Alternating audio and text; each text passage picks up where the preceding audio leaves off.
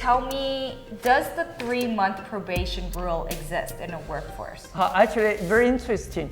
So the 3 months probation, there is no any words in the labor law about the probation. So this one just like an employer, a company put there for the new hiring. So it's like a company policy. Is that illegal? It's not illegal. Okay. Let me put it that way.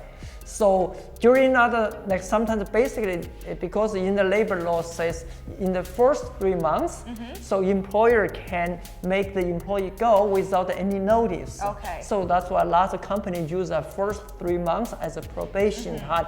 If they think this employee is not a fit for this company, they will let them go, in the first 3 months.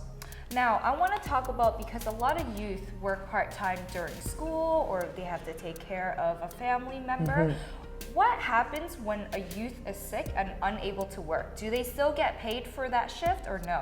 Nobody wants to get sick, but everybody gets sick. However, in Ontario, under the labor law, if you get sick, if your workplace don't have 50 employees, then you are out of luck because you don't have any protection. If you cannot go to work, you could literally get fired and no protection for you. That's why it's so ridiculous in the law. There is no protection for workers who is sick. So we want, that's why we have a campaign to ask the government to put 7 days paid sick days for workers. So when workers get sick, they have some protection. Okay, so what if I have a doctor's note? Oh well, so some employers ask the employee, if you're sick, you get a doctor's note, right? Even you get a doctor's note, you still don't get paid. And also you still don't have really legal protection. Just the employer say, if you get a note, I can accept that, I won't fire you or something. But it's all up to the employer.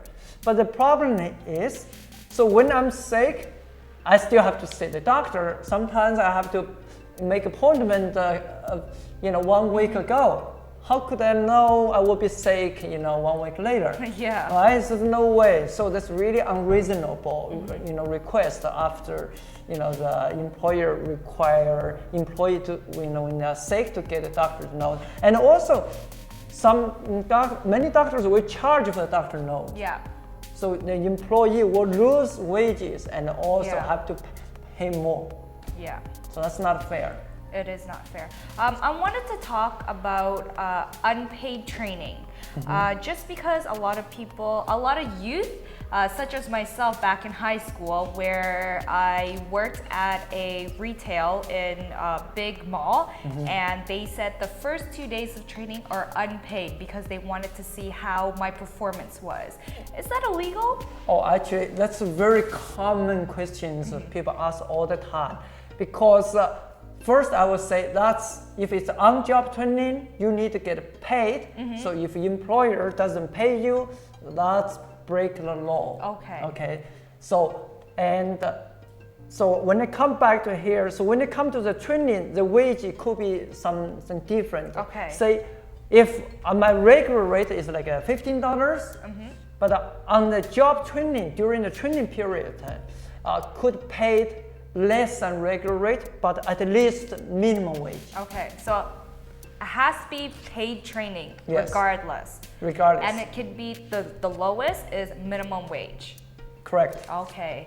Well, thank you, Beishi, for joining me on today's episode. You provided a lot of information on youth rights at work. My pleasure. Thank you for having me. Yeah, no problem. Well, that's it for today's episode at Youth at Work on RPTV. I'm Vinavo, and we'll see you next time.